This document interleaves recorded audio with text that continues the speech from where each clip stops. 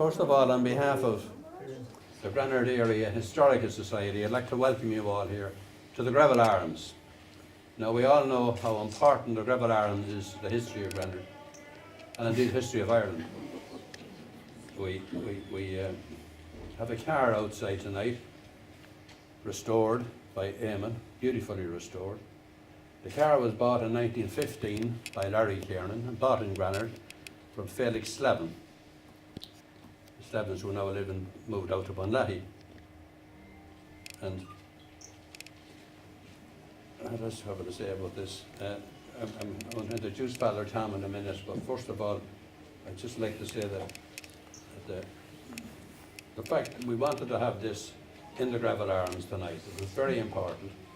It all originated, the car is outside the door as it was on Easter Monday morning, 1916. Larry Kiernan had his car parked, ready for Dublin. Now, Father Tom, we don't want to go into too much of it, but there's the car, and it's beautifully restored, as you see. Now, to introduce Father Tom Murray, one of the great Longford historians, and a member of Longford Historical Society. Those of us who are members of Longford Historical Society receive a newsletter, fairly frequent, and Father Tom's pastimes are an absolute gem. Beautiful stuff. He's so well researched, and I have no doubt that tonight will be no different. So now, over to Father Tom.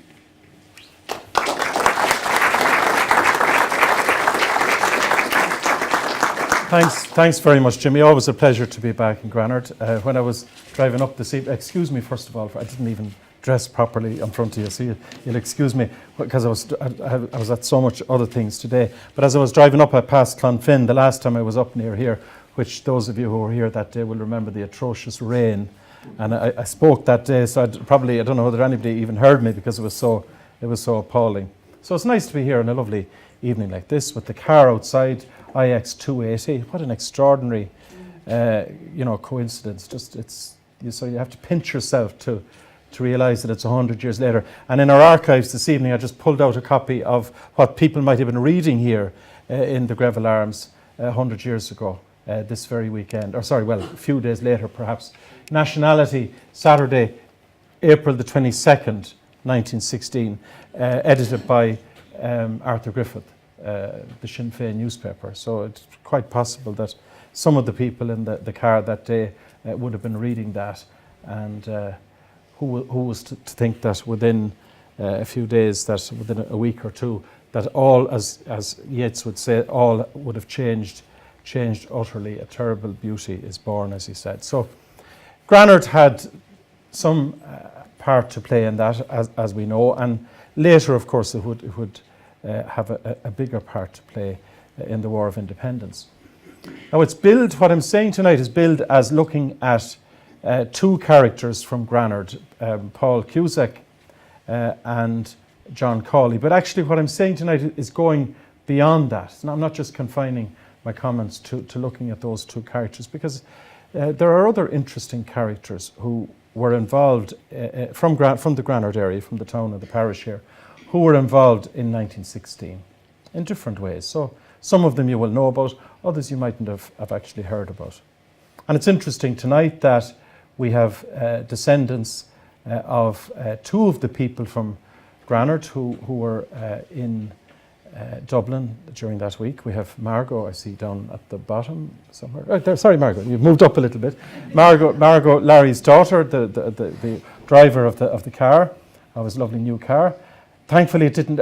In many ways, maybe they're lucky they didn't get in beyond Lucan, because one can imagine what might have happened to that. Remember what happened to poor O'Reilly's car? What the ruins of it, the skeleton of it left in the barricades of Dublin. So that's one. Then I see Maureen Drum down at the back. So Maureen's father also happened to be in Dublin that week, and we'll see a photograph of him at the barricades on Talbot Street. When the rising was over. And again, we'll have others who, relatives of others who were involved as well. But that's just two of the people. John Cawley, I spoke yesterday, in the last couple of days, I had two conversations with John Cawley's son, which was wonderful. John Cawley Jr., as it were. He's John, who's 82 years of age, living in Dublin. And John's granddaughter saw about that there was a lecture here. There was a mistake, I think, with the date. She thought it was over, and she was saying that she's a granddaughter of John Cawley, and her father is still alive, and as an aunt is still alive. So I contacted him last Monday and spoke to him again last night. So he sends best wishes to the people of Granard here, and he hopes to be down here at some stage in Longford sometime during the summer. So that's just some of the connections. So we'll start, I suppose, with let's look at John Cawley, I suppose. Maybe just take a look at him, because he's a very influential character, isn't he? I saw the witness statements. You have copies of the witness statements from the Bureau of Military History lined up on the table just outside. And when you look at those, whether they be Sean McKeown's or James Flood or whoever, you will see, or Dr. Brian Cusack as well, his witness statement. Many of them mention John Cawley or Sean Cawley as being a very influential character in the whole separatist movement, as you might describe him as an advanced nationalist, the sort of man who would have been reading that paper, Nationality, the sort of man who was a member of the Irish Republican Brotherhood, who was a thorn in the side of people in the Irish Independence Party, the Irish Parliamentary Party, the Home Rule Party, people like J.P. Farrell, the proprietor of the Longford Leader, who certainly had no time for people like Sean Cawley or Paul Cusack or anything like that. So he was born in probably, I'm not sure exactly the date, sometime around 1880, maybe 1878, in near Ballymote. I don't know how you pronounce it, Detchomad, Ballymote. In the 1901 census, he's age 21. He's living with his parents and his brother there at age 21, and he's a creamery assistant, working in the creamery in Ballymote. His son tells me, and this is also mentioned in Marie Coleman's book, because Marie Coleman, who wrote Longford and the Irish Revolution, she interviewed John Cawley's son. So what he told me, he would have told her much of the same thing. So he was telling me that he was a monitor. He went to the local school, of course, was a monitor, stayed on in the school as a monitor until he was about 17, which was kind of typical of the time. He tells me then that he went on to veterinary college. I'm not sure how long he spent in veterinary college, but possibly a couple of years. Either way, when he's 21, he's a creamery assistant. Now, coincidentally, around the same time, Granard is beginning to build a creamery. Now, the creamery was opened in 1904. So you find the new manager of the creamery is none other than John Cawley from Ballymote, with good experience gained in the veterinary college in Ballymote. Perhaps that was a bigger creamery, founded maybe longer. So so for the next 16 years, I suppose, or 15 years, you'll find reference to John Cawley in the Longford, the pages of the Longford Leader, as manager of the creamery, giving his annual report to the shareholders, as it were, to the local farmers, usually fairly upbeat about it, giving them the latest statistics about the amount of gallons of milk produced in the area and how it was up on the previous year, and exponential growth, obviously, for a few years. And then, every year then he'll usually be giving them advice at the annual general meeting on how to improve the yield of milk, or to improve the standards as well, because one of the problems which was often mentioned about Irish agriculture was the low standards. So that's one of the things you see. So by July, for example, when it opened in 1904, by July there were 103 suppliers of milk.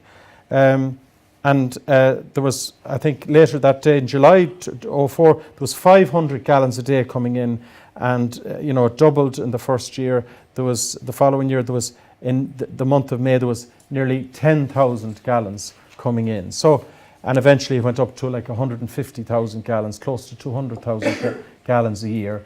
And as I say, I'm not going to go into all the statistics about that. But if you're interested in the creamery and interested in that level of information, you'll get it in the Longford Leader.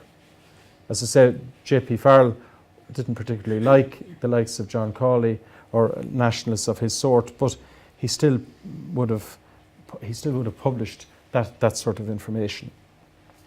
Now, in 1906. Just various references to him, because that's really the only place you can find, if you want information about John Cawley, you have to go to the newspapers, trawl through them. So 1906, he's secretary of the Gaelic League. So, he's obviously, somebody like him is going to be a member of the Gaelic League, he's going to be involved in the GAA, he's going to be involved in sporting activities. His role in the creamery is obviously a very important position as well, in which he can influence people in the political arena. And he's a member of the Irish Republican Brotherhood, the IRB, the sort of, I would say, those who would have advocated physical force nationalism. If you think of the Fenians originally and so on. But during the 1890s and the turn of the century, really the IRB, constitutional politics was much more important, I suppose, to most Irish people, or they felt it was achieving something more.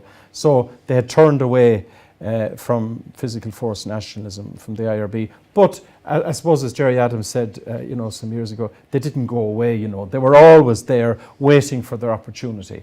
And of course, 1960, or the War of 1914, was the opportunity for people like John Cawley, Paul Cusack, etc., to get involved in the revolution.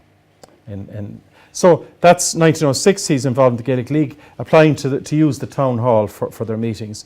In 1907, he's involved. He's one of the secretaries of the sports, the annual sports, and they're seeking they're discussing whether they're going to have it under GAA rules.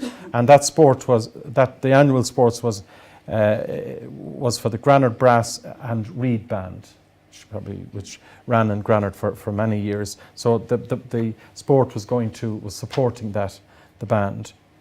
Now, in 1907, around 1907, he joins Sinn Féin. Sinn Féin, of course, founded by Arthur Griffith. I'm not going to go into the history of Sinn Féin. Ironically, the term Sinn Féin was suggested to Arthur Griffith by a cousin of Edward Carson, which is kind of strange that you should get the arch unionist Edward Carson, his cousin, who was a Gaeilgeoir, suggesting that name for the party. So in 1907, you have a scathing letter to the leader, probably written by J.P. Farrell, the proprietor of the Leader, but I've forgotten. I don't know if there's no name on it, but concerned citizen or something like that. So he has a scathing letter, talking about the Granard Sinn Féiners, and he makes a big thing about it.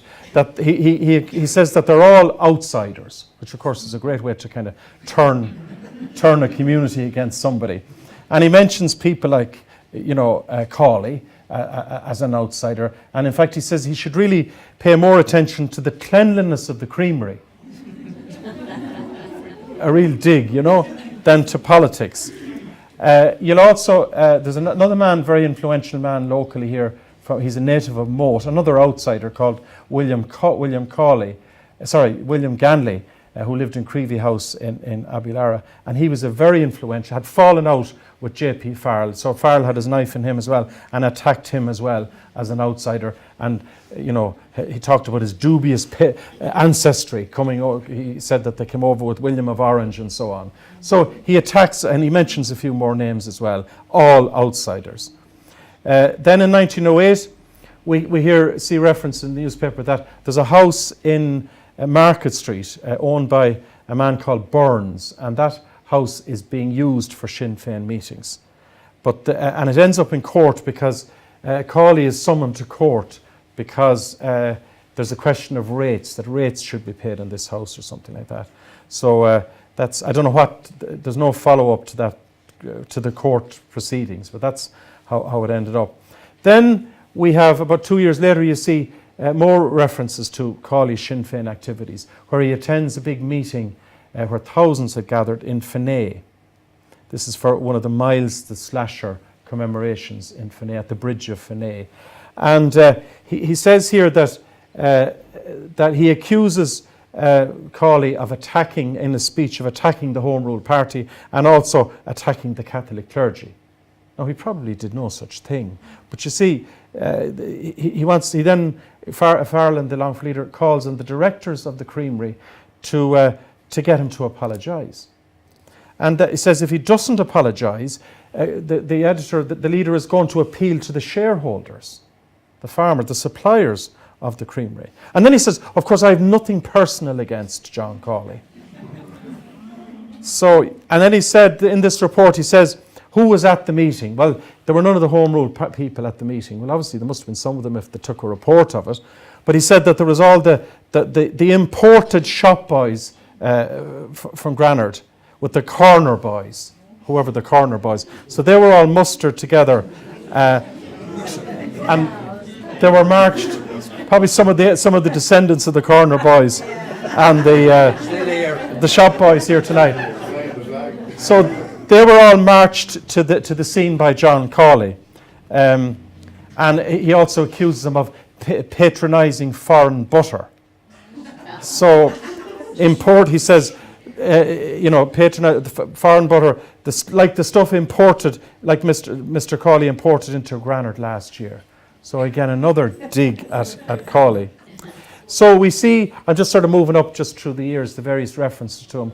When you look at Sean McKeown's witness statement, he talks about how he was recruited into the IRB. Himself and Sean Connolly were recruited by John Cawley into it. And he gives, McKeown gives full credit to people like Cawley for the rise in the separatist movement in this part of the country. People like himself and Frank McGuinness in Longford. So we move up in you'll recall that in 1913 you had the Irish Volunteers were founded. Owen McNeill founded the Irish Volunteers, and it didn't take long for a branch of them to be founded here in Granard. And we see them in January 1914, they started drilling here. And the newspapers give reports of the drilling activities. I thought I just don't have one there, but it'll take me a few minutes to get it, so I might just leave it. In April of that year, so 1914, of course, crucial year leading up to the rising, I beg your pardon, leading up to World War I, August 1914. So we see John Cawley. He's very much involved he's still in the creamery. He's involved with the Irish Volunteers. He's still involved with Sinn Féin, even though at this stage Sinn Féin is really, there are very few local activists in Sinn Féin. Sinn Féin itself is going through a very bad time. When they were founded originally, or reformed again around in the mid part of the 1905 to 1907, one of the things that happened to Sinn Féin was one of the Home Rule MPs defected from Sinn Féin, a man called Dolan in North Leitrim, and he defected from the Home Rule Party and ran for Sinn Féin in North Leitrim. So that caused a bit of a stir locally. But that was the only person really. At this 1914, the Home Rule Party is still the dominant political party in Ireland. I mean, they have virtually all of the seats, other than the Unionist ones, all of the seats in Westminster. So in 1914, he fills a vacancy. He's co-opted, John Cawley is co-opted onto the Urban Council here in Granard. But it was a controversial decision, and it went to court, and it was, I think, declared illegal. So he only spent a few months really as a member of the Urban Council, and it was probably, the co-option, as I said, was declared illegal. In June of 1914, we see the Volunteers, of which he's very involved. They're marching 10 miles in their various manoeuvres. There's 300 of them. I see if there's a few Colarty people here tonight. There were 300 of them, believe it or not, in the Colarty section of the Volunteers, which is quite an extraordinary number when you think of it. 300, and they were drilling 3 times weekly. In August of 1914, we see 100 volunteers marching through the town under Cawley's leadership. And they congratulated in a speech given outside, I don't know where exactly it was, he congratulated the volunteers the Irish Volunteers on the Hoth gun running, which had just taken place. So we move up now 2 years later. Of course, 1914. Of course, John Redmond called on all, patriotic Irishmen, as it were, or patriotic volunteers to join the fight for the freedom of small nations. So the majority of the volunteers went off to fight in France and Belgium and so on. But people like John Cawley didn't, or Paul Cusack. They stayed locally, and they were still involved in the IRB, still involved in the breakaway volunteers, as it were. So we move up to 19. Well, maybe if I just we're up to 1916. I might just mention a few things, perhaps, about. I might just take in tandem with that. Just look at Paul Cusack, because he was one of the others who went on that journey to Dublin in 1916. Paul is son of Andrew and Catherine, Cusack and Catherine Dawson. They were both from Cavan, I think. Andrew. Am I right in saying that? I think I am, Margaret. They're both from Cavan. He was born in July 1890. He went to, like most of the Cusacks, did their secondary education in St. Mel's College, and so we're up at 1916, right? So he heads off to Dublin in 1916. Why did Cusack and Cawley, I suppose, is always an interesting question. Why did they go to Dublin on the Tuesday of 1916? One reason, I believe, is that a friend is because of a friend of John Cawley's called Alexander McCabe, who was from County Sligo. Alexander McCabe was a very senior member of the IRB in Connacht, probably the leader of the IRB, I think, in Connacht.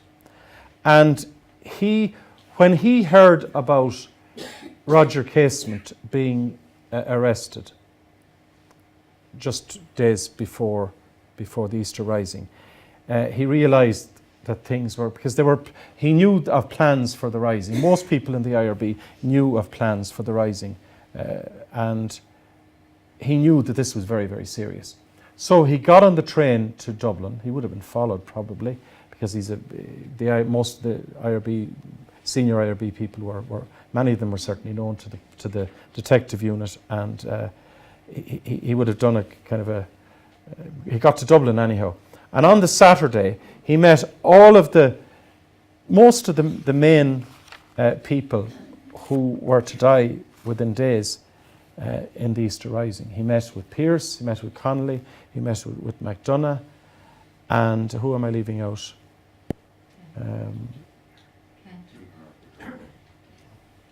MacDonagh, Connolly, Pearse, and I'll think of the other. Sorry, I'm just. Well, he may have met with Eamon Cant, but no, there's another main person whose just name is escaping me. So, yeah, Tom Clark. Sorry, Tom Clark. Exactly. He got to Clark first of all, and so he discussed the situation they were in. They knew that the Rising now they were still going to go ahead with the Rising, but they knew the chance of success was going to be very limited. So they suggested to him that he should leave Dublin and go back to Sligo, go to the west, and try to disrupt communications in areas like that, cutting down power lines or telegraph lines and so on. And so he got out of Dublin, but he recalls a final discussion between Pearse and Connolly. He walked with Pearse and Connolly. This is on the Saturday. He walked with Pearse and Connolly over to Liberty Hall, and they were discussing, what would they do? Would they sort of leave, when if the Rising didn't succeed, would they sort of leave Dublin, go out to the country and sort of fight some sort of guerrilla campaign in the country? Connolly was for sort of fighting it out in Dublin, sort of going from house to house and so on, that type of warfare. But anyway, that of course never happened in the end of the day. So on the Sunday, he decides to leave Dublin. He gets to Mullingar. He looks for the head of the IRB or senior people in the IRB in Mullingar. He can't really find anybody. So then he gets a car to Granard, and he comes to his friend John Cawley. And of course this is now Sunday. He tells them the situation. The rising is going to break out the following day. You know, obviously, the chances of success are limited. The knowledge that the authorities, well, the authorities don't really have the knowledge, of course, that it's going to happen, but they've arrested Casement, etc. So that's why I believe, and most people think, that's why they headed off with Larry Kiernan on Tuesday, Paul Cusack and John Cawley, because of Alexander McCabe, giving them, if you like, information, first-hand information. He literally left these people in Dublin, came to Granard and told a senior IRB man here, somebody like Cawley, of the situation. So they head to Dublin anyhow, and they get as far as Lucan. As I said, it was fortunate for the car, at least, that they didn't get beyond Lucan. Now, another car left Longford around the same time, or earlier in the week, carrying Frank McGuinness, Tom Bannon, and Frank McGuinness's niece, Frank and Joan McGuinness's niece, Bridget Lyons Thornton. They actually managed to get into Dublin because Frank McGuinness was a Justice of the Peace, so he had a warrant card, with his identity, as it were, and he was able to get through, as it were, on official business. But the Granard men didn't get through. So they came back to Granard the following day. And they laid low. Maybe most people probably weren't even aware that they had left Granard. So the rising, without going into the details of the rising, we know the events of the week. So Jimmy was pointing out to me the reference in the supplement to the Leader there a couple of weeks ago. They republished an old Longford Leader, and it mentions the Sherwood Foresters visiting Granard in force, searching houses. So clearly they knew, the authorities knew that John Cawley and Paul Cusack had gone to Dublin, had gone to take part in the rising. They searched the Creamery office, and they searched Cawley's Creamery, the office in the Creamery. They also searched a house in York Street. Sister Maeve was asking me where he lived in Granard, possibly York Street, because it mentions where is York Street in Granard? There isn't any more, probably. Or Barrack Street, maybe, okay. York House is on top. York House, okay. So, yeah, it's like the first, the famous Yorks. So they searched that house as well, Cawley's house. Anyway, he was driven then to Longford. He said it was the fastest drive of his life. Not in their own car, of course, but they were driven to Longford at breakneck speed with himself and Paul Cusack. So they were brought to Longford Barracks. That night they were both brought to Dublin. They were also brought with a fellow from Strokestone, a teacher called Cassidy, and there were also others from Sligo, and a force of about 30 military escorted them to Dublin. They arrived at Broadstone Station. They were marched through the city in the early morning to Richmond Barracks. And now where am we getting all this? The Longford Leader, of course, which of course didn't like for many years, didn't like John Cawley, but they, of course, changed their tune. They had to change their tune later on, of course. And when eventually John Cawley and Paul Cusack arrived back from their interment, they gave interviews, as it were, to the Leader. So he gives a very detailed account of the days when he was sent off to Dublin and then sent off to England. So they saw the damage of the rising. Then on the 23rd of May, 110 of them were marched off to the boat, and they saw the damage of Liberty Hall and O'Connell Street. Again, we've seen all those pictures lately on the television. And interestingly enough, they got a great welcome from the crowd. Now remember, the rising was very unpopular at the start, before the executions of the leaders. So, but here now, there are people coming out singing patriotic songs, and so it's a totally different situation. They go on a cattle ship to England. It's called the Sleeve Bloom, the terrible stench and so on.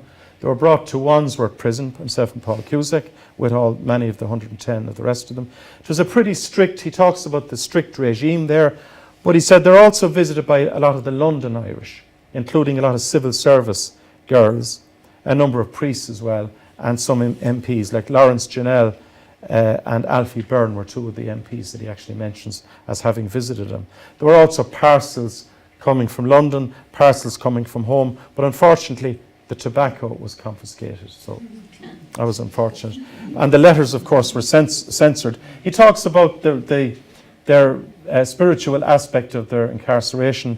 They knelt in the yard and prayed the rosary in Irish every day. There were confessions, frequent confessions.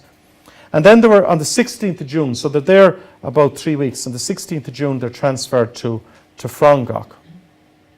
And it's at this stage he discovers what he's actually been arrested for. And I'll quote, on the grounds that he was of hostile association and he was reasonably suspected of having favoured, promoted or assisted an armed insurrection against His Majesty, which I think is probably fair. He'd have to admit that.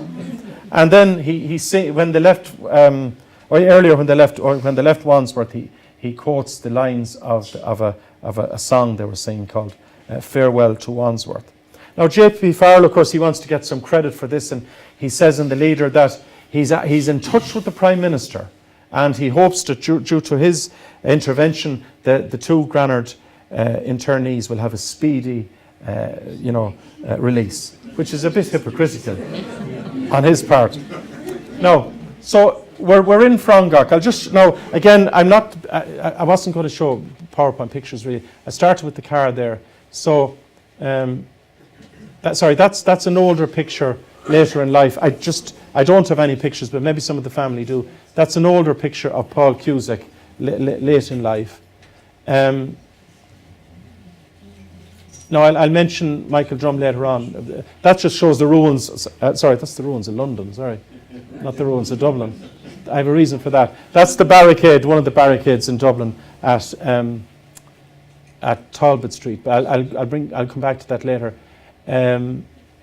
That's a picture. Sister May have suggested that maybe we have no picture of the creamery. Maybe somebody locally has. I'm not sure when it was demolished or anything. I'll tell you later about what happened to it. But Historical Society. There may be one somewhere. Yeah, there may be one somewhere. I must check some of the times past in history. Sister Maeve tells me that it was beside the Granada Ballroom somewhere there. Okay, so this is one in County Cavan somewhere, so it's possible that it was like that. No, there's a picture just giving you an idea of what Frongach was like, with which your Irish rebels lined up on the right, and it was run actually by the Scots Greys, the regiment of Scots Greys, so that's probably them on the left. It was an old distillery, and they were permitted to run the camp by themselves. And they were given an enamel plate, a pint, mug, a knife, a fork and a spoon, which they didn't have before. And this is where Paul Cusack comes into his own in many ways, because he's a very talented cook. And he's chief of the kitchen staff. Now, interestingly enough, and I know they have a copy of it here, I just discovered there the other day his autograph book. Most of these rebels would have had an autograph book where they gave it to their friends to sign, and there'd be various bits of poetry, and it'd be signed by various people. How many of you have seen it? No. It's actually in in a university library in Kansas. I don't know how it got into a university library, but you can download it all on your computer. It's a small little book, but there are different interesting characters. Thomas McCurtain, for example, is one of the names in it. Sean T. O'Kelly's name, I think, is in it as well. And one Longford name I saw was Cahill Wilson, or better known to us all as Hubert Wilson from Longford. His name is in it as well. And as I said, there's poetry, there's various references to... Actually, that's Thomas McCurtain there, I think, isn't it? Yeah. So, it's the Old Irish, which I'm not familiar with myself, but as you look through it, you'll see various things. And Paul Cusack's own signature is in it as well.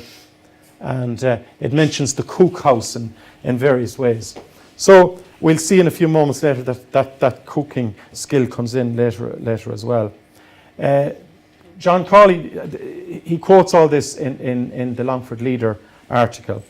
And he says that it was the first time he heard a soldier's song actually sung in Frongagh. We know it was composed a few years earlier by Paddy Carney, but it actually became popular around the 1916 Rising. So that's where he hears it for the first time. And the whole song is quoted in the Leader, one of those Leader editions of July I think it's July the 29th, 1916.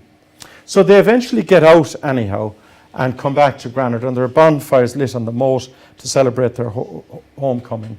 And Cawley, when he's interviewed, he talks about he said that they were sympathetic. He said the Welsh people were sympathetic. I suppose with perhaps their own history, what they might have seen, their own history of subjugation by the English people and so on for many years. So they had that sense of that they were all in it together, perhaps. So we move on. Things changed, of course, very swiftly. There was no going back to ordinary life around Granard or anywhere else. Because, again, the run-up to the 1917 by-election in May 1917, when John Phillips, another enemy of J.P. Farrell's, he was the MP for South Longford, and he died in May, I think it was around May 1917. So the by-election, it was decided to put Joe McGuinness forward as the candidate for that. So people like John Cawley, Paul Cusack threw themselves into the election campaign. People like Michael Collins came down, Arthur Griffith. Incidentally, what I suppose I should have mentioned was that how in 1916 it suddenly became the Sinn Féin Rebellion, which is a kind of very odd sort of thing, why it should ever have been called the Sinn Féin Rebellion, because certainly this is the newspaper published just 2 days before the Easter Rising broke out. When you look at Arthur Griffith's policies, they were dual monarchy. It's very different from a republic, He uses the model of Austria-Hungary. He's very much certainly into this idea of Sinn Féin, buying, by being patriotic, buying your own, but also very much abstaining from Westminster, so setting up your own parliament in Dublin, which of course eventually happened in January 1919. So the first by-election, so eventually it became known as the Sinn Féin Rebellion because the British started labelling it as the Sinn Féin Rebellion to make it unpopular. Well, it was unpopular at the start, but it was a pejorative term, really, because Sinn Féin was held in low esteem. It was of such a small number of people who supported them around 1916. So things, of course, that label, of course, did them no harm. Suddenly, it was a rallying cry. Sinn Féin became a rallying cry for everybody who was dissatisfied with the status quo and who wanted separation and who wanted their own parliament and who wanted, many of those who wanted, started talking now about a republic. That republic which we see was declared on the steps of the GPO on that morning with the proclamation. So the 1917 election, all of these people get involved. All of the top brass, as it were, from the Sinn Féin party, or very, very well-known characters, people who were associated with the rebels who had died. So the first one, of course, was in Roscommon. The first by-election was in Roscommon, and then the second one was in. Sorry, I beg your pardon, getting mixed up. The first one was in. Sorry, I'm getting confused. Sorry, first one was in Roscommon. Second one was in Longford. So, so people like Michael Collins, of course, start to come down here. You have the rise also at this time of the volunteers again, and where people like Cawley were involved in Sinn Féin. He's now secretary of the North Longford Corla Cantor, about 1917, 1918. A man called James Flood, who's also involved, he's secretary. You have Collins, we'll say in 1918, paying tribute to Cawley. He said Collins at this stage was arrested in Drumlish and was sent to Sligo jail. And in one of his letters he said, "Longford is now a really good place," he said. And he said Cawley is responsible. He said he's more responsible for the satisfactory state of affairs than anyone else. Like, what he means by that is that things are going in the right direction, that the volunteers are drilling, showing you a picture perhaps of volunteers here maybe to remind us what it might have been like. So just it's a typical sort of scene of volunteers. They could be from Kilkenny or somewhere, but there were local ones here, obviously, who would be like that. Arms, of course, were always a problem, the shortage of arms.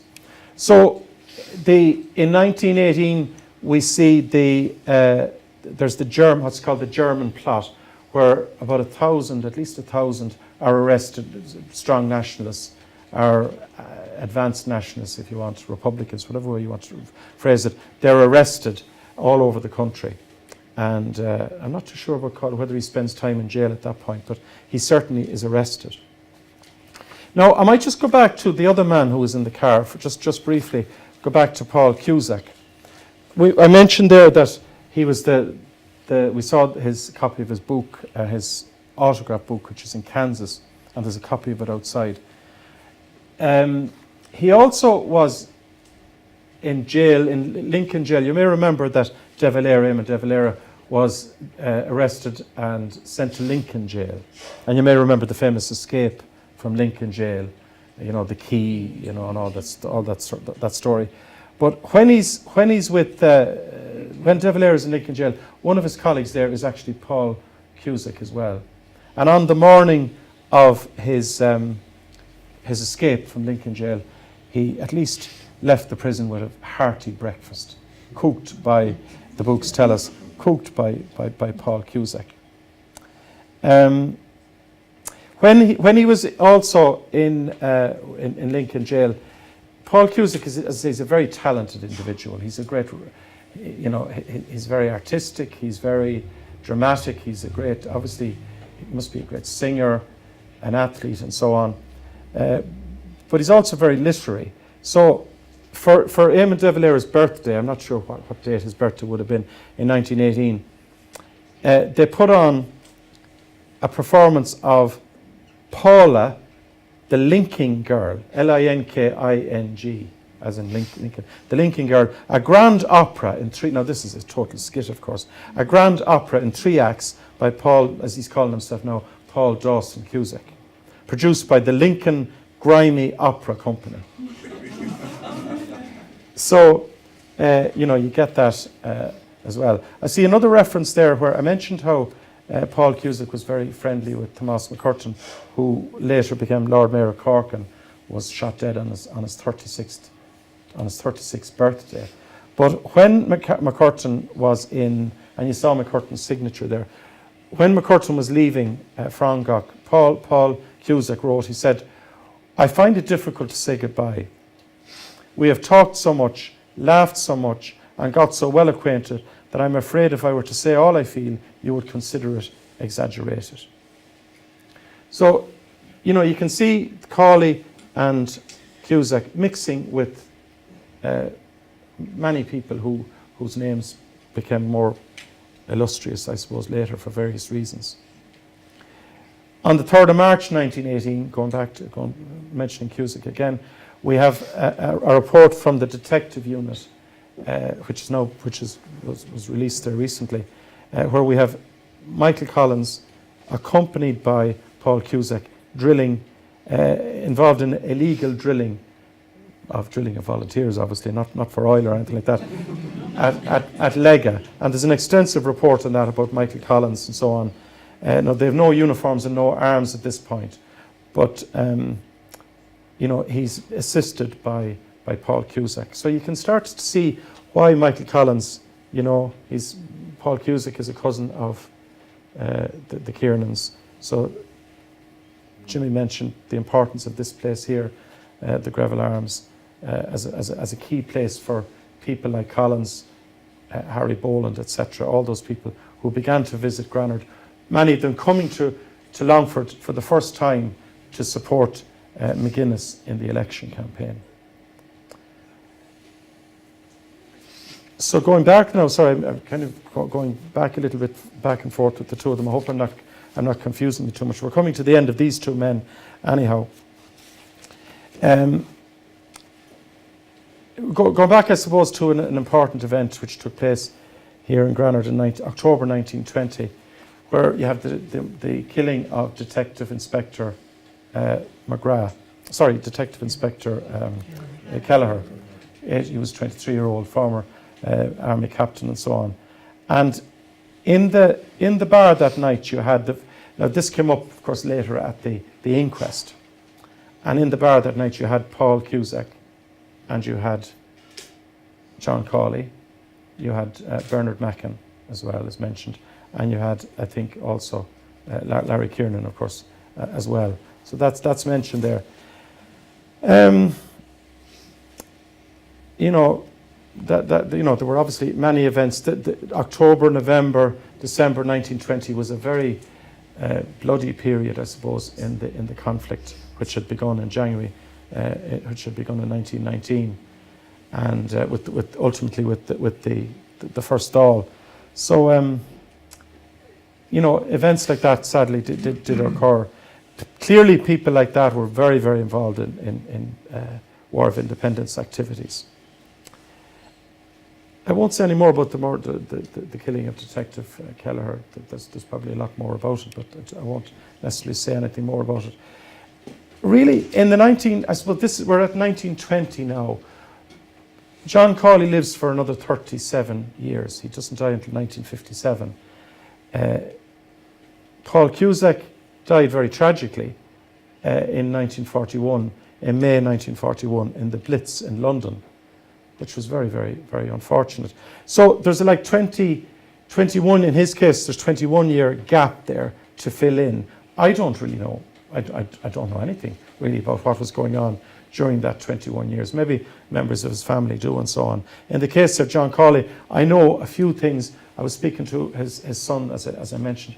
But again, I'm very vague on the next 37 years because both of them, from I suppose a paper trail point of view, both of them kind of disappear. Now, there may be later when more documents are released by, from the various military archives and police archives and so on, possibly more information in another 2 or 3 years or 5 or 10 years. We'll certainly have more information on them when files are released. But just at the moment, we don't have. Let me look at a little bit about John Cawley. He married go back to the creamery for a moment, actually. The creamery eventually in 1919, it reopened, and there was a bit of a boom period for Irish agriculture during World War I, but then it declined rapidly when the war was over. So I think that had an impact on the creamery. And by 1919, they were trying to develop it. There were plans to develop it, but eventually the whole premises was sold off in 1923.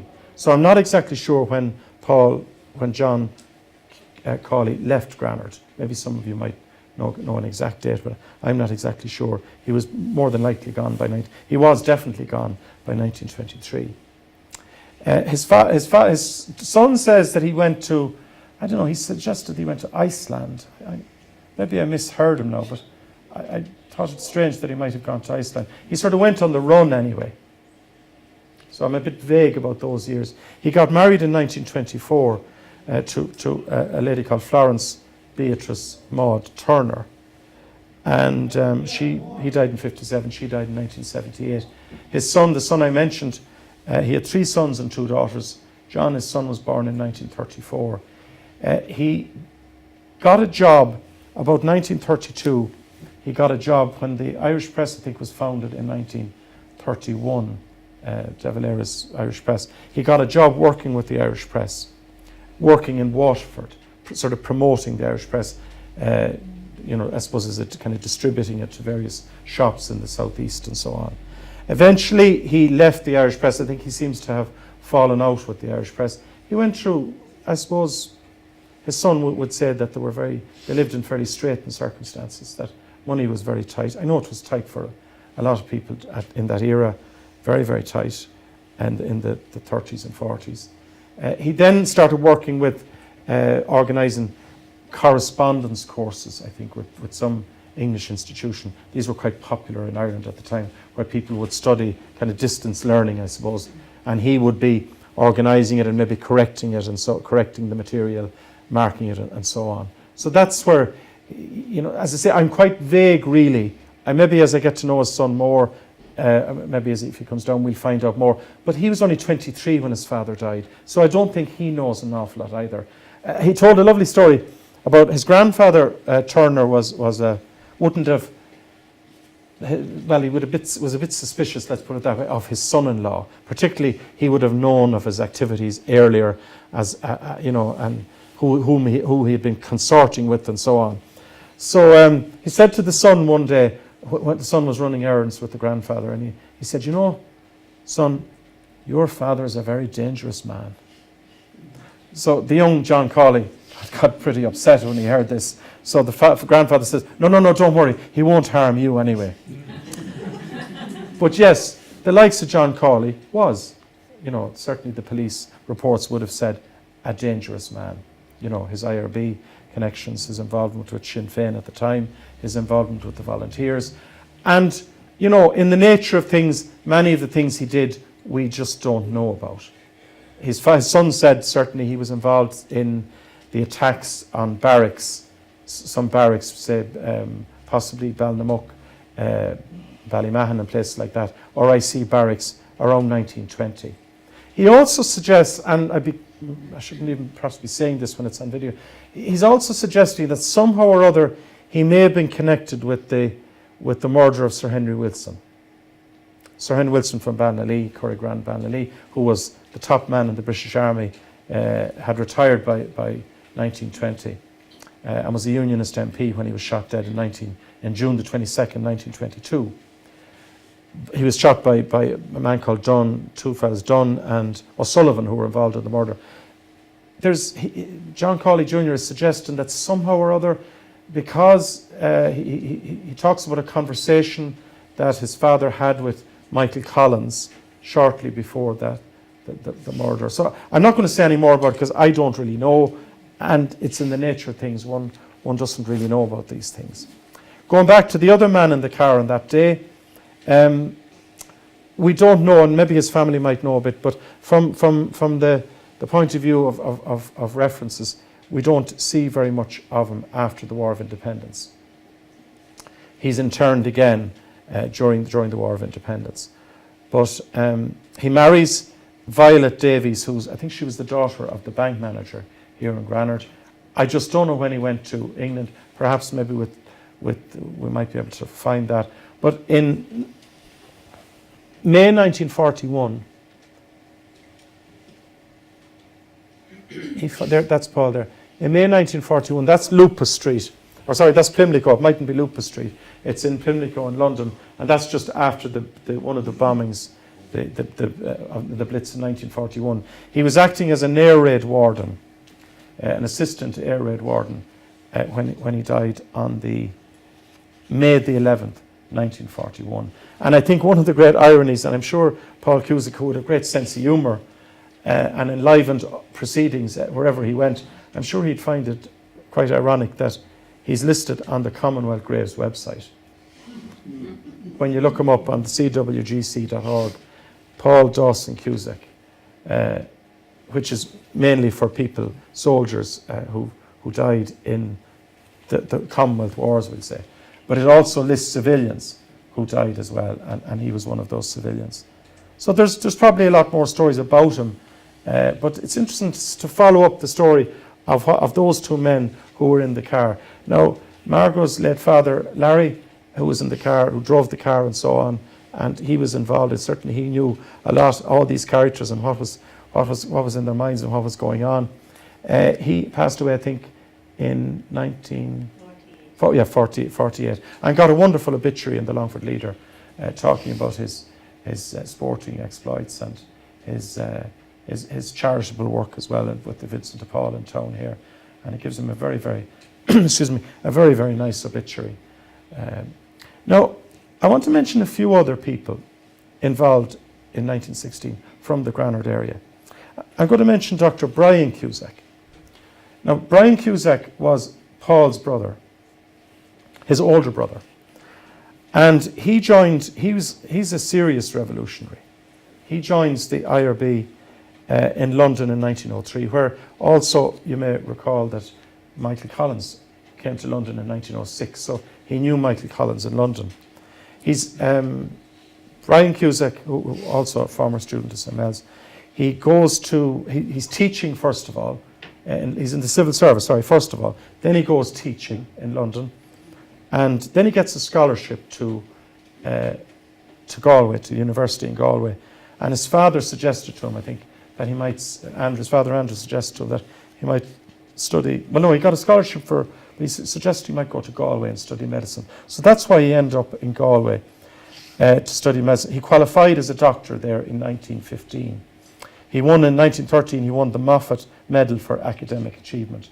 And one of the exhibitions in NUIG at the moment is some material from Brian Cusack's papers. So, interestingly enough, he also, he would have felt it was a very sort of West Brit type of institution at the time. So he tried to enliven proceedings by introducing Gaelic games and so on. And the local bishop supported him in that, encouraged him in that. He started up, for example, the Sigerson Cup competition in Galway University. Now, he also was instrumental in starting the volunteers, the Irish volunteers in Galway. But he wanted a big name to kind of kick off the proceedings, as it were. So he decided he had been impressed in his reading and so on, impressed with a man I've mentioned here already, Roger Casement. Very impressed with Roger Casement for his humanitarian work and so on. So he wrote to London, invited Roger Casement to launch to give a speech. And he knew he'd get a huge crowd in, which he did. For example, at the first public meeting, 400 to 500 joined. So this is Galway, so you can imagine. And he talks about, he said only 2 people ever really made him turn his head and look in his lifetime. This is Dr. Brian Cusack talking. One was a Scottish chieftain going through London in full regalia, and the other was Roger Casement, wearing a tweed suit, distinguished, tall, 6 foot, over 6 foot, distinguished with the beard and so on. And he said, walking down the street in Galway, he said, you stopped and looked at that man. So that was Casement. But it was very funny because that speech he gave that night, this is 1914 now, and he warns them about a threat of a German invasion. He said, we need to be prepared, he said, for a German invasion. So they cheered wildly when they heard this. Now, of course, he was been serious. They needed to be ready to repel a German invasion because the war had started at this point. But of course, all his listeners were thinking, great, let's have a German invasion. And England's difficulty is Ireland's opportunity idea. But he described how later he said he changed his tone that he became more, he said he was a little bit green then, meaning obviously not nationalist, but quite the opposite. So, Roger Casement, of course, this week we've been hearing, we've been hearing a lot about him on the radio. Now, he became, Brian Cusack, anyway, he becomes part of Sean McDermott, the IRB inner circle of McDermott, Tom Clark, etc. Brian Cusack knew Pearse. Now, in 1915, he left to go to England, to Bath in England. And he left his address with Sean McDermott. In other words, when the moment comes, call me. So he's at that level of the man I mentioned in Alexander McCabe. He's in the inner circle. He knows these people. I'm not saying, I don't think Paul does. John Cawley to a certain extent does. But Dr. Brian Cusack is, I think he's a more advanced nationalist in some way. He knew there was a rising planned. McDermott wired him to go to the USA to visit John Devoy, but he couldn't get away at that point. So Nora Connolly, James Connolly's sister, I think it was, she went instead to John Devoy in America. He got married in early 1916. So when he heard about the rising, straight away he rings up Rosslare to find out. He knows that Holyhead is going to be closed because for troop movements and so on. So he rings Rosslare to see is it open. So the Rosslare person, manager, whatever, down there, he says, yeah, we're open at the moment, see what happens. So he ends up, gets to Rosslare, then goes over to Ennis, comes up to Galway. The rising, by the time, at this stage, the rising is over. He gets to Galway. Then he goes to Dublin. He tours the hospitals. Remember, he's a doctor, obviously. One of the people he meets there is Cathal Brua, who later on became a godfather to one of his children. So one of the children. Brua was badly wounded. He then goes back to Bath. And you've heard possibly of Kathleen Lynn, Dr. Kathleen Lynn. She, this is probably, you probably have his witness statement out there. It's probably all in it anyway. Kathleen Lynn ends up in Bath as well. She's sort of exiled from Ireland, as it were, and he takes her in Bath. But she's not allowed to go beyond Bath. It's a sort of like house arrest in a sense. But of course she heads off to Dublin, or she heads off to London to meet a friend of hers, and the police come looking for her. So he kicks up a big stink and accuses the police of harassing her. She's a doctor. She's after all the humanitarian work she did in the Rising. And what does he mean by coming looking for her and harassing her? Her health isn't good. She had to go to visit a doctor. So, come back. She can't promise when she'll be here. Would you like a glass of whiskey? He says to the policeman as well.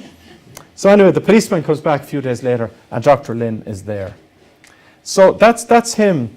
The reason I mention him, Dr. Brian Cusack, he's a member of the first Dáil, of course. He's the only Longford person. Sorry, not the only Longford person, but he's elected on that election as MP for Galway. So the German plot, during that German plot era, he's sent to Birmingham prison. As I say, he's in November 1918, when you have the general election and where the Home Rule Party is virtually wiped out, he's elected as MP for Dáil. No, but he doesn't go on the first day to the one in the Mansion House. They have had one or two sittings by the time he actually gets to it. An extraordinary thing, you probably know it in Grand, an extraordinary event happened in that election. There's another member of this, I hope I'm not taking too much of your time. There's another extraordinary member of this Cusack family, another doctor who happened to be a doctor in Nobber in County Meath, a great athlete. I've forgotten what his first name is. Paddy. He actually runs for the Home Rule Party. He obviously didn't share the same sentiments as his two brothers, Paul and Brian, because he runs for the Home Rule Party in the 1918 election in North Meath. And he gets 40% of the vote. He's up against Liam Mellows, and Liam Mellows wins. But when you read the witness statements of people who are campaigning in that election, you'll see about the intimidation of Dr. Cusack's supporters. So really, he got 40%. And of course, Meath would have been a different sort of constituency to Galway, I think. He was a very noted athlete who ran the long jump. He was president of the Irish Amateur Handball Union. He was also a journalist, all that before he became a doctor. And he died in 1928 and was buried in Dean's Grange. Now, I'm including him as well because, well, in one sense, he wouldn't have been sympathetic to 1916 Rising, to what his two brothers were at, because 2 years later, he's running for John Redmond's Home Rule Party. Or Redmond was dead at that point, I think, wasn't he? But for the Home Rule Party. So that's the Cusack family, a very interesting family. There's some of the Granard historians hopefully will write an article or more than an article on that family, because there's certainly a lot to be written. Now, a couple of other names I'm going to mention here. Now, Maureen is here. Maureen Drum from Longford, whom I know in Longford and who I'm sure is well known in Granard. In 1972, Maureen's late father, who was from Granard, I'll show you a picture of him here. Sorry, that's Brian Cusack. The picture isn't great. That's from the RT Stills department. But that's him, Dr. Brian Cusack. He died, going back to him, he died in 1973 I think he was in Lusk in North Dublin. But a very interesting character. He eventually, he was in the third, he was anti-treaty, founder member of Fianna Fáil. He contested the 1928 election, but he was unsuccessful, and he died, as I say, he died in 1973. Now, going back to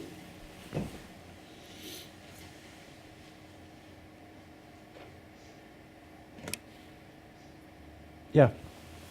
There's Michael Drum from Granard. In 1972, in the 75th anniversary supplement of the Leader, he talks about what he did in that week. He talks about going cycling to Dublin with two others. Now, he doesn't mention who the others were, and I'm not sure what day he actually cycled to Dublin.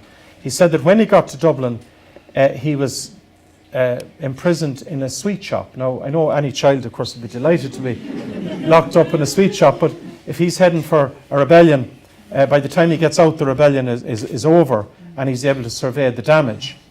But there's an interesting photograph, which, again, you'll be able to get on the internet, now it's a poor quality one, of that barricade. Now, you'll often see that picture, and if you Google it, you'll see the picture, but you'll often see it with this part just sort of cut off. And I think this I think is Michael Drum. It appeared in a number of publications, and Maureen has a copy of it as well. So that's Talbot Street, the barricade in Talbot Street with the furniture and so on. The rising is over at this point. So he went by bicycle. He's locked up in the shop. He says that he can see the tricolour flying over the GPO. He mentions things like that. And when he was questioned about going into Dublin, he said he was on the way to Ferryhouse. But of course, it was a Longford jockey who rode the winner in 1916 in Ferryhouse at the Grand National. Maybe he was going to support him. But anyway, the soldier said, gosh, must be a massive crowd there. Everybody seems to be going to Ferryhouse. So, maybe the family have more information about that. I'm quoting 1972, that Longford Leader supplement. And the extraordinary thing is he does appear in that. I don't know what day that's actually taken. He talks about going to seeing the ruins of the GPO and taking a part of a gun out of it, which his landlady threw into the river, into the Liffey afterwards. So that's just him I'll mention. Another person I'm going to mention, there's two soldiers from Granard. Again, some of you will probably know those names as well. There are two soldiers from Granard who are in Dublin as well during 1916. One is Bernard McAllister. Now, you'll find him in the 1901 census. There was a McAllister family, large family. You'll find him in the 1901 census and the 1911 census. He's an RIC, he becomes an RIC man, and then he's in the Royal Dublin, what did I tell you? He's in the Royal Dublin. Yeah, Royal Dublin Fusiliers. And he's stationed at Dublin Castle, and he's actually injured at Dublin Castle. Now, we need to do a bit more work on him. It's hard to get information on him. But he's actually mentioned in a new book published about 1916 by a man called Neil Richardson, and his name comes up in it. So he was in his 20s at that point. The other man is a Robert Harrison, who was born in Granard, but says he's born in Granard, but it doesn't, in the census it says Longford, doesn't obviously say Granard. He's living in Dublin, he's a member of the Church of Ireland. He's living in Dublin in the 1901 census and 1911 census, so I'm not sure where he was born in Granard. He was in Beggar's Bush Barracks during 1916. Again, I don't know any more information about what happened to him. Another 1960, now as I said, it was John Cawley and Paul Cusack, but when you start to dig into it, it expands beyond that. Now, Sister Maeve and I had a discussion recently about Father Peter Monaghan. Now, I don't know whether Sister Maeve discovered what part of the parish he was from. He's from Tuneen. Tuneen is the townland. Tuneen. Now, he was ordained in 1885. He was going for the Diocese of Ardagh and Clonmacnoise, and he then, because so many clergy, this is 1885, so many clergy had to go to England to get work at that point because there were no vacancies in the diocese. So he suggested, look, I'd prefer to go somewhere in Ireland. So he applies to Archbishop Walsh in Dublin, and he's taken in. And he's working in Francis Street in 1916. In fact, funny enough, a classmate of mine I spoke to the other night, he's the current parish priest of Francis Street in Dublin. And in 1916, and I quote, Father Peter Monaghan arrived at Jacob's factory and offered his assistance.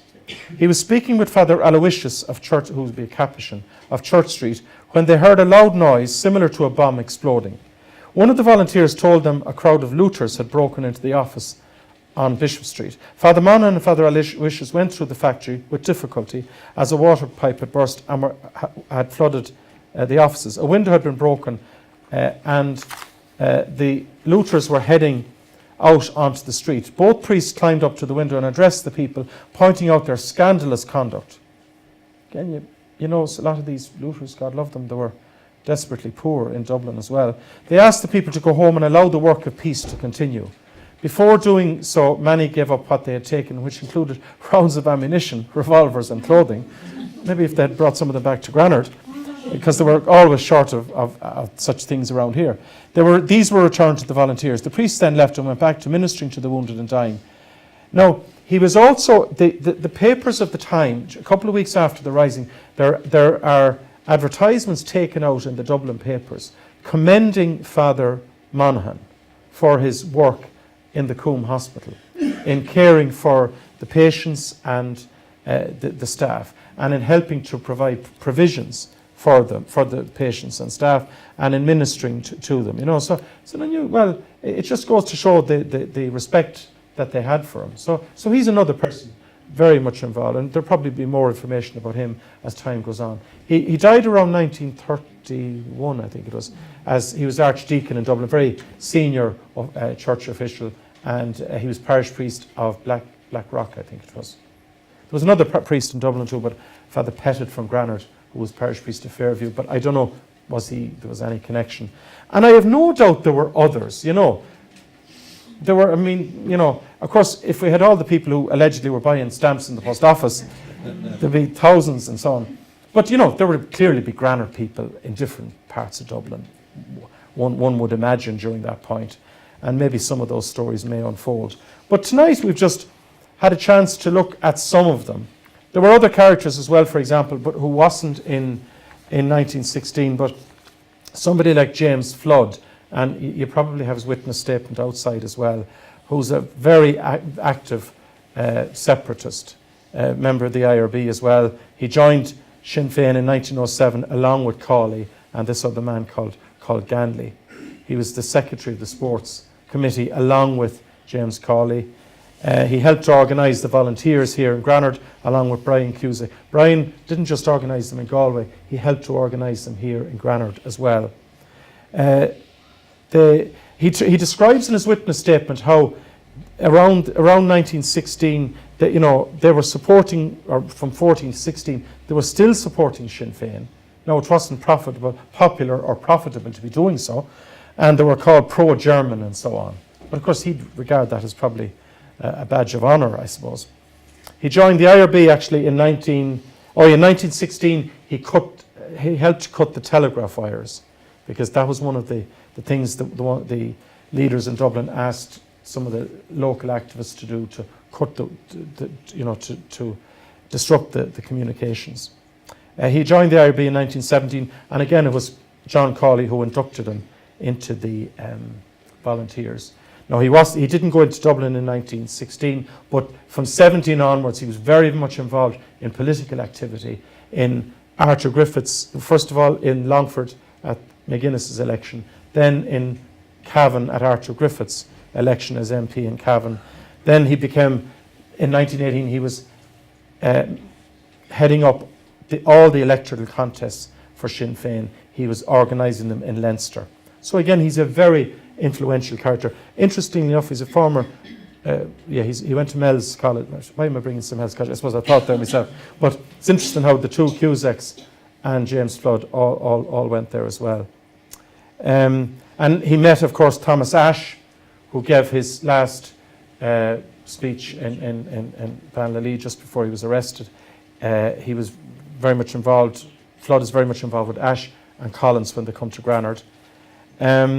He's involved in the attack on the Ballinamuk barracks. Eventually he's interned as well. Now he went on to to have a very distinguished career in the civil service. He died the same year as Dr. Brian Cusack in 1973. He got his obituaries in the Irish Times. He was Secretary of the Pensions section of the Department of Defence, which was a big thing, because if you think everybody at this point is trying to get pensions, old IRA pensions as they were called. So he's a very influential character there, James Flood. So really, to sum up, the events of 100 years ago here in Granard, where an outsider from Ballymote comes in and becomes certainly very much part of Granard in that vital role of working in the creamery, in that vital role too of recruitment for groups like the IRB, involvement in Sinn Féin and so on. Collaborating with locals like Paul Cusack, like his brother, of course, who the TD, and so on, and the doctor, with people like James Flood, with people like who I suppose another man who deserves great credit there is that William Ganley, native of Moate. They might have been attacked by J.P. Farrell as being outsiders, but I don't think they were too worried about that. I think it's interesting to see all of these people are very much involved during that period. Later we're going to be, as you begin to study in Granard here, the events of 1917, 18, right up until 21 and 22. We will hopefully know a lot more about the activities of these people. At the moment, we're just sort of slowly, trying to find our way through the story of these people. But it's great to think that tonight we have two daughters of two people who were in Dublin, in Dublin or near to Dublin, yes, Dublin, during that fateful week, and that I was able to speak to that other man, John Cawley Jr., earlier in the week. So I wish you all the very best of luck, those of you who are researching these people in the future, if I can give you any help. I'm sure some of you will embarrass me by telling me there's loads more that you knew that I didn't know. These are just some of the things I was able to find out in the last few weeks. So thank you very much for your attention and your kindness.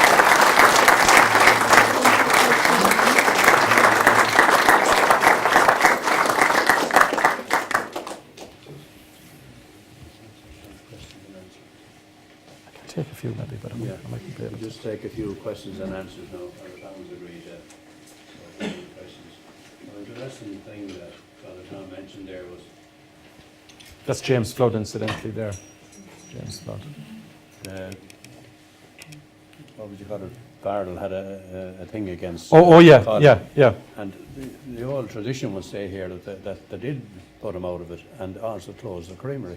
Mm-hmm. No, I don't know. It's just that it has always been the tradition here. Most people probably would have heard that. Yeah, there was a very strong. Yeah, there was a very strong article in the newspaper around 1919 or that anti creamery article, which probably was penned by him, by J.P. Farrell. Yeah, but there may be other reasons too, as I say, in terms of Irish agriculture and so on. I'm sure Granard wouldn't be immune to the effects of that.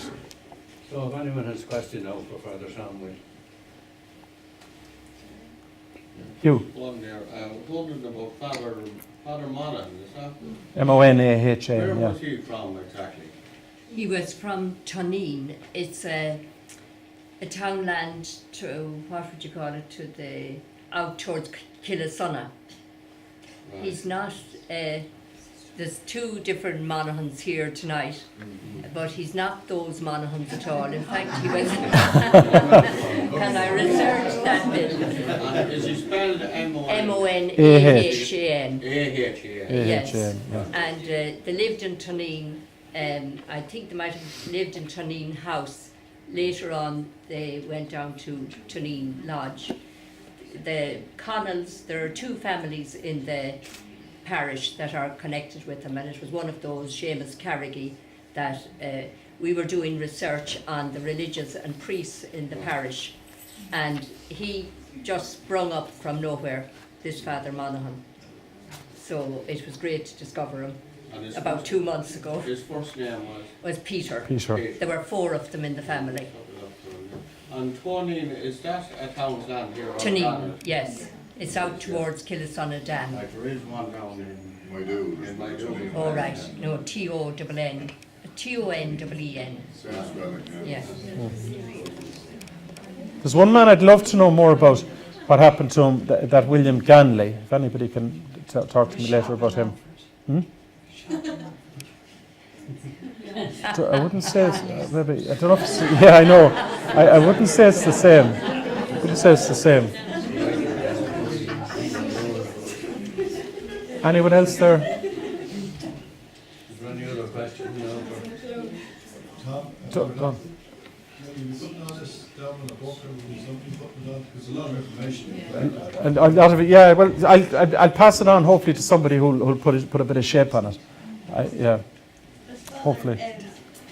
It's just Marco. if anybody wanted to know where the Cusacks live. Yes. Perfect. There were 6 Cusack sons, and their first cousins were the 6 Kiernan girls. Oh, lovely. Well, now, Yeah. 2 of those girls died young, Yeah. as we know, and 4 were left of the Kiernan girls. Mhm. And they would have mixed an awful lot with their 6 first cousins in, one of whom was Paul, one of whom was Paddy, one of whom was Brian, and as you said, their politics divided in Yeah. 3. One, Uncle Brian, we call him Uncle anyway, Yeah. Brian Cusack, Dr. Brian Cusack, he was Fianna Fáil eventually, Mhm. TD for Galway. Paul was very definitely on the Collins side, and Paddy would have been a friend of Mr. Farrell's. Yes, definitely, yeah. So that in that family, they all went to Maynooth for a period. The father was a very severe man and wanted them all to have a good education. I gather that's the way they got it in those. Was there a Thomas in that family? Yes. Yeah. Funny, I was. They would have all come to Yeah. Crown in my Yeah. lifetime. Well, not Paul, obviously. Yeah. But anyway, I just thought that that's the human end of Hmm. it. The 2 sets of first cousins Mhm. who would have intermingled and not. Yeah. That's lovely. Thanks, Margaret. Yeah. Terrific. Yeah. Your information is fantastic. Yeah, there's a few bits. I suppose what I find interesting too is how, looking at the different characters, what happens to them. Maureen's late father ended up having a very distinguished career and long for politics, and a businessman in Longford and so on. So, but you see people like Paul, dead by 41, so, and then others, go on to very successful careers in the civil service or maybe in politics as well, if they're or medicine or whatever, Just it's the look of the draw, I suppose. It's who you. And then the split, of course, had big implications for a lot of these people too. What side they ended up on afterwards. Okay. Are there any more questions now before we? No. No, for now at this stage, most interesting evening. And the research, I told you before, he was top researcher. Never met anyone to do research like him. But now I'm going to ask Jackie Kennedy to propose a vote of thanks to Father Tom.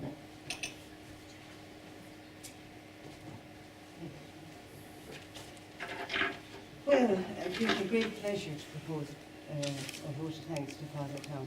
It was absolutely delightful, fascinating, and being one of those dreaded outsiders, and, I'm delighted to do that. I know myself the amount of research that went in, because I know there was a lot going back and forward, and I know you're a very busy man, Father Tom, and I suspect you could stand here for another hour without another note and talk about things. We are very lucky in Longford. We're very lucky in Granard that it's not the first time. We're only new, we're only starting, and we're learning a lot. That you come out and give us your time generously, and any time we've asked. So thank you very much. Pleasure. Yeah. Thanks, for Jackie.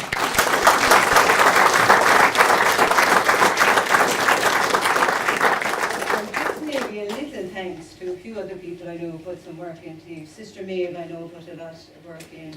I know Andrew Smith put a lot of work in. And it's great to have Margot and Maureen here this evening as well. And thanks to Shane, who was doing a lot of work there this evening, and all the rest of it. So we have some refreshments for everybody, and have a cup of tea and enjoy the rest of the evening. And there's an awful lot of work for Granada Dairy Historical Society to do. So thank you all for coming.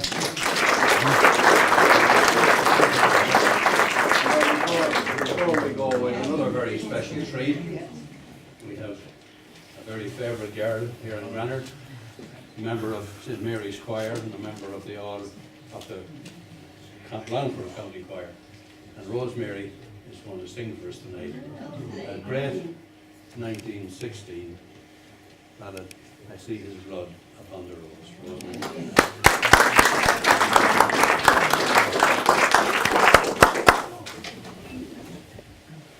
I see his blood upon the rose, and in the stars the glory of his eyes. His body gleams amid eternal snows. His tears fall from the skies. Rocks are his written word. His tears fall from the skies.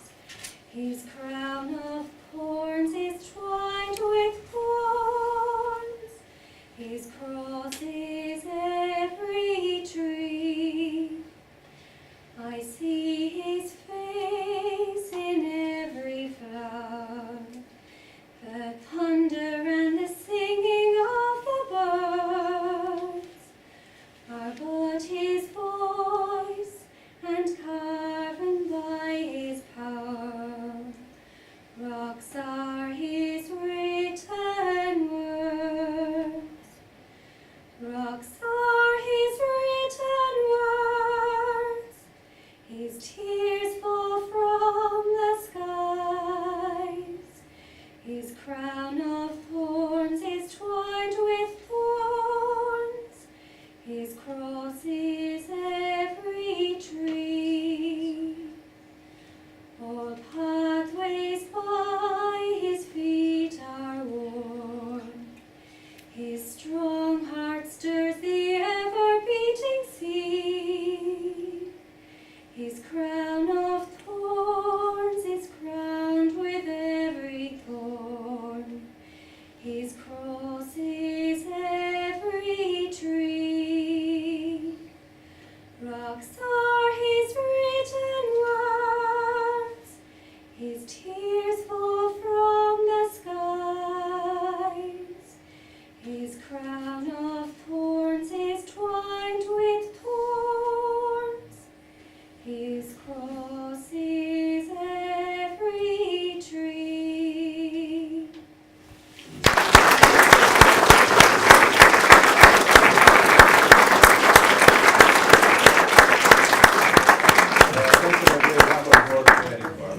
I'd like to thank Father Tom again and thank him for coming anytime we look for him, he's available. And I want to thank Sister Maeve and Jackie for all they did, and Andrew and everybody else tonight.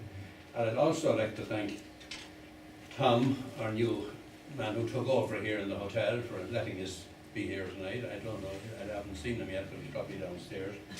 But we wish him the best of luck in his venture, and sincerely hope that he'll do very well here.